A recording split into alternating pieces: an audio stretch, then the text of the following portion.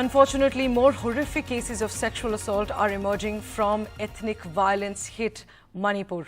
On the same day when two tribal women were stripped, paraded and allegedly gang raped by a mob, two other young women from the state's Kangpokpi district were brutally assaulted and murdered.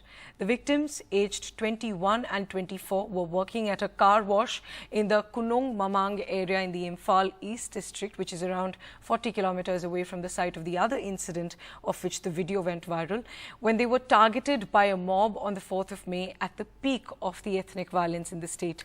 The two women at the car wash were reportedly assaulted by a large group of men, accompanied by some women as well.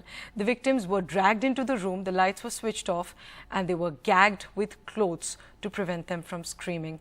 After enduring this horrific ordeal for about 1.5 hours, the victims were dragged outside and they were dumped next to a sawmill in the vicinity.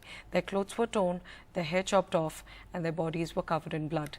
The mother of one of the victims filed a 0 FIR at the Saikul police station on the 16th of May, and NDTV has seen a copy of the FIR. The FIR stated that her daughter and the other woman were quote-unquote brutally murdered after being raped and gruesomely tortured.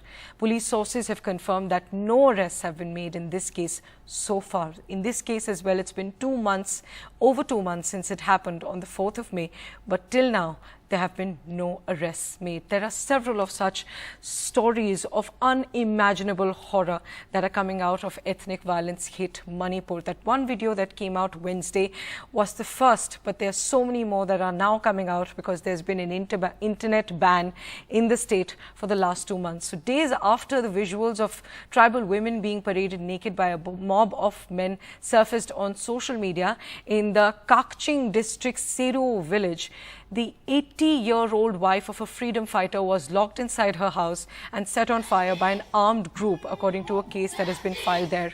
Her husband, S. Churachand Singh, who died at the age of 80, was a freedom fighter who was honored by former President APJ Abdul Kalam. The incident took place in the early hours of the 28th of May, when places like Siro saw massive violence and exchange of gunfire.